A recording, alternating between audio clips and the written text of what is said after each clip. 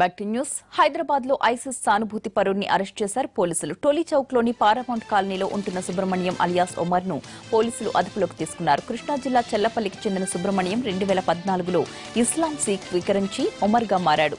మత మార్పిడి తరువాత ఉగ్రవాదం వైపు ఆకర్షితుడైన ఒమర్ గుజరాత్ లో ఐసిస్ కార్యకలాపాలపై శిక్షణ తీసుకున్నాడు. సోషల్ నెట్వర్క్ సైట్ల ద్వారా యువతను ఐసిస్ వైపు మళ్లించడానికి ఒమర్ ప్రయత్నిస్తున్నట్లు పోలీసులు గుర్తించారు.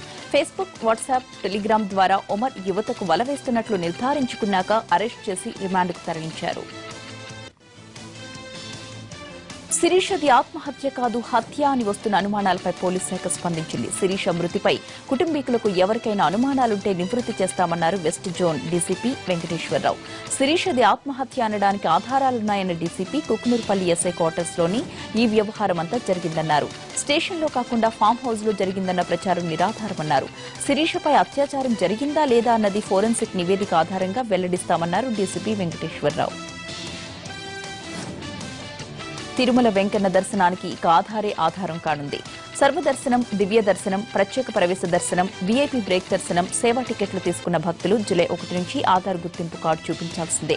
సర్వదర్శనం మినహా మిగిలిన క్యూ లైన్స్ లో వెళ్లే భక్తులకు ఆధార్ తప్పనిసరి చేసే దిశగా టీటీడీ అడుగులు వేస్తోంది. ఇప్పటికే ప్రతి నెల మొదటి మంగళవారం రోజున స్థానికులను అనుమతించే దర్శనానికి ప్రతిరోజు వేకువజామున భక్తులను అనుమతించే అంగ ప్రదక్షిణానికి ఆధార్ కార్డును తప్పనిసరి చేసింది టీటీడీ.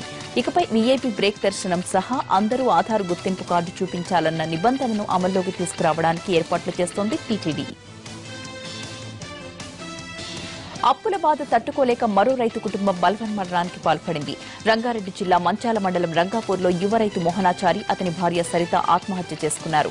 వ్యవసాయంలో పూర్తిగా నష్టపోవడం, అప్పులు పెరిగిపోవడంతో ఆత్మహత్య చేసుకుంటున్నట్లుగా 3 పేజీల సూసైడ్ నోట్ రాశారు. తనకున్న భూమిలో వరి, మిర్చి పండించేవాడు చారి.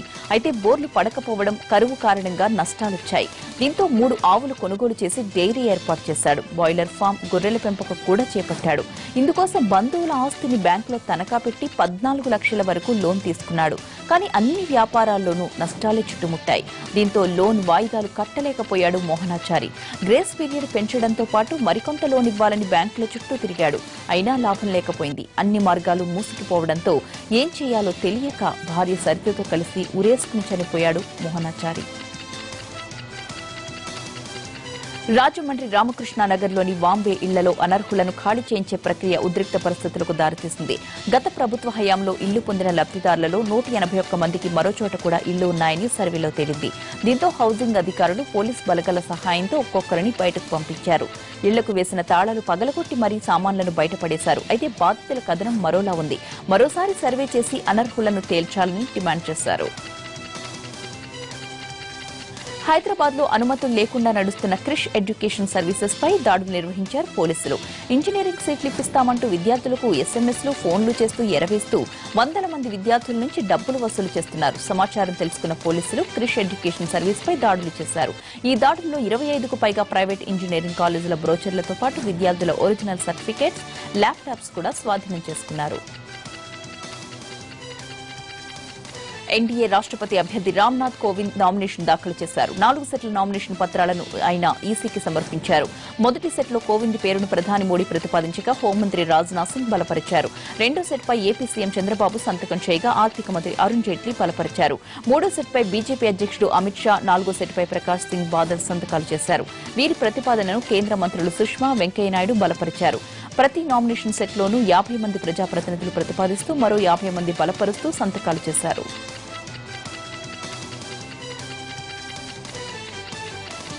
రామ్నాథ్ కోవింద్ నామినేషన్ వేసే కార్యక్రమానికి ప్రధాని మోడీతో పాటు కేంద్ర మంత్రులు, బీజేపీ అగ్రనేతలు అద్వానీ, మురళీ మనోహర్ జోషి, బీజేపీ పాలిత రాష్ట్రాల సీఎంలు, ఎంపీలు, ఎన్డీఏ మిత్రపక్ష పార్టీల నేతలు, కోవింద్ కు మద్దతు పలికిన వివిధ పార్టీల నేతలు హాజరయ్యారు. తెలుగు రాష్ట్రాల సీఎంలు చంద్రబాబు, కేసీఆర్ కూడా నామినేషన్ కార్యక్రమంలో పాల్గొన్నారు. తమిళనాడు సీఎం పళనిస్వామి, అన్నాడీఎంకే చీలికపక్షం నేత పన్నీర్ సెల్వం, లోక్సభ డిప్యూటీ స్పీకర్ తంబిదురై కూడా వచ్చారు.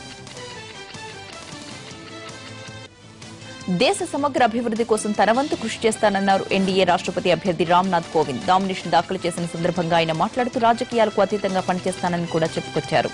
తనకు మద్దతు తెలిపిన వారందరికీ రామ్నాథ్ కోవింద్ ధన్యవాదాలు తెలియజేశారు. రాష్ట్రపతి ఎన్నికపై దేశ రాజకీయాల్లో లెక్కలు మారుతున్నాయి. యూపీఏ పక్షం వహిస్తాడనుకున్న బీహార్ ముఖ్యమంత్రి నితీష్ కుమార్ ఎన్డీఏ అభ్యర్థి రామ్నాథ్ కోవింద్ కు జై కొట్టేశారు.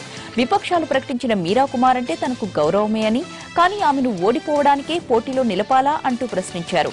ఇప్పటికే ఆర్జేడీ అధినేత లాలు, కాంగ్రెస్ నేత ఆజాద్ మీరా కుమార్ కు మద్దతివ్వాల్సిందిగా నితీష్ ను కోరారు.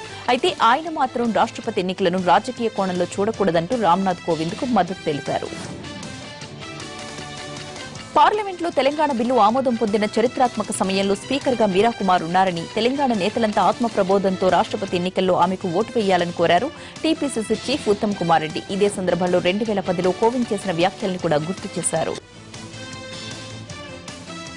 ఎన్డీఏ రాష్ట్రపతి అభ్యర్థి రామ్నాథ్ కోవింద్ పై వివాదాస్పద వ్యాఖ్యలు చేశారు ఎంఐఎం అధినేత అసదుద్దీన్.